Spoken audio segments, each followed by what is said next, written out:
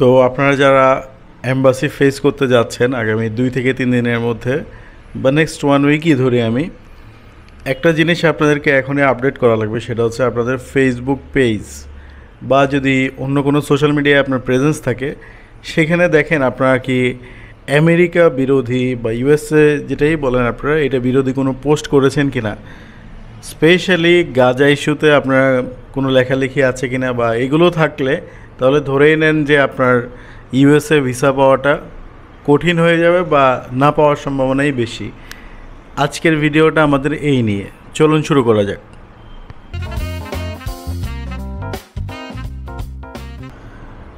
আমরা new York Times, independent, আরব news, বেশ কিছু চ্যানেল, বেশ কিছু নিউজ পেপার বা এগুলো থেকে যে ইনফরমেশনটা পেয়েছি সেটাই আজকে শেয়ার করছি আপনাদেরকে। যেটা হচ্ছে US government, Donald Trump administration এখন থেকে আরেকটি পলিসি ইম্পোজ করেছে স্টুডেন্ট ভিসার ক্ষেত্রে। যারা স্টুডেন্ট ভিসার ক্ষেত্রে ইউএসএ যেতে চাচ্ছেন তাদের ক্ষেত্রে এই বিষয়টা প্রযোজ্য। আমরা দেখি ওরা কি বলতে চাচ্ছে। এর মানে এই যে এখন থেকে তারা দেখবে যে সোশ্যাল মিডিয়ায় আপনাদের অ্যাক্টিভিটিসগুলো, যে আপনারা ইউএস বিরোধী কোনো কর্মকাণ্ডে আছেন কি না। সো এটা যেমন যারা ইউএসএতে যেতে চায় তাদের জন্য প্রযোজ্য, অলরেডি যারা ইউএসএতে স্টে করছে তাদের জন্য প্রযোজ্য। যেহেতু ইউএস এখন একটা নতুন সিস্টেমে হাঁটবে, ডোনাল্ড ট্রাম্প নিজেই বলেছে।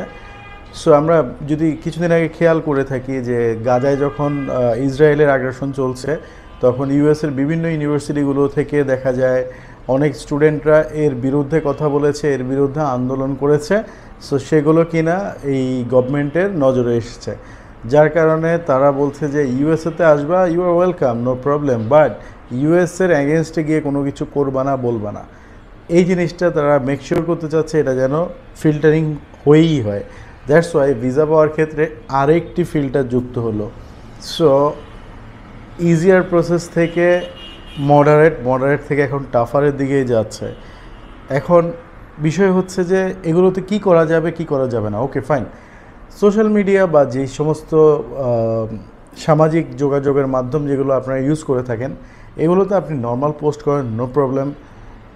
মানে যে কোনো কিছু নিয়ে কথাবার্তা বলেন, কোনো অসুবিধা নেই। বাট যেগুলো সেন্সিটিভ ইস্যু, যেগুলোর সাথে ইউএসএ কানেক্টেড, সেই ইস্যুগুলো নিয়ে কথা না বলাই ভালো, যেহেতু ইউএসএর জন্য ট্রাই করছেন যাওয়ার জন্য। তা আমার এই ভিডিওটা তাদের জন্য, যাতে করে তাদের এই এতটুকু হেল্প হয় যেন তারা বিষয়টা জানে। লাইক আপনার কয়েকদিনের মধ্যে এম্বাসি ফেস করতে যাবেন কিন্তু আপনি এই বিষয়টা জানেন না, তো এর আগে অনেক লেখালেখি করে আসছেন, এই একটা ছোট কারণে দেখা যায়। তো গাইজ, এই একটা জিনিস না জানার কারণে কি হবে, আপনাদের এই জিনিসটা জানা থেকে বাইরে থেকে যাবেন। সো আমি চাই না এরকম হোক, আমি চাই আপনারা সব ইনফরমেশান নিয়েই যান।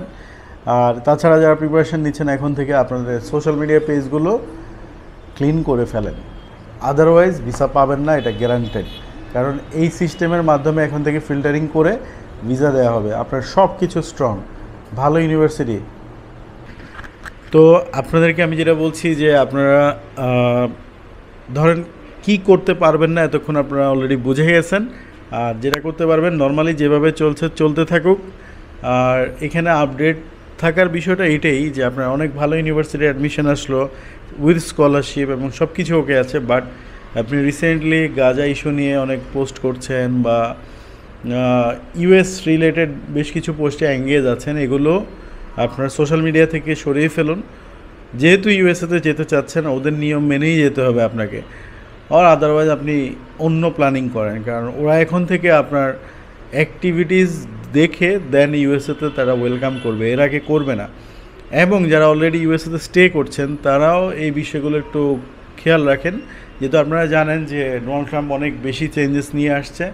স্পেশালি দেখা যায় এটাকে কি বলে, ডিপোর্টেশন বলে বা যাই হোক, উনি পাঠাই দেওয়ার যে প্রক্রিয়াটা, ওইখানে সেটেল না হওয়ার যে প্রক্রিয়াটা, এইটা নিয়ে উনি অতিরিক্ত বেশি স্ট্রিক্ট হয়ে আছেন। যার কারণে গ্রিন কার্ড হোল্ডার যারা আছে তাদের মধ্যে এক ধরনের টেনশন ক্রিয়েট হয়ে গেছে ইউএসএতে। সো ইউএসএতে যাওয়ার প্রসেস আমি বলবো আগের থেকে আরেকটু বেশি টাফ হয়েছে, এবং এখন থেকে এই বিষয়টা মাথায় রেখে দেন প্রসেসিংয়ে আগাবেন সামনের দিকে। যদি আপনি একজন সোশ্যাল অ্যাক্টিভিস্ট হন অবশ্যই বিষয়গুলো নজরে রাখবেন, ঠিক আছে? আজকে আপডেট এই পর্যন্তই। পরবর্তী কোনো ভিডিওতে দেখা হবে। সেই পর্যন্ত ভালো থাকুন। আল্লাহ হাফেজ।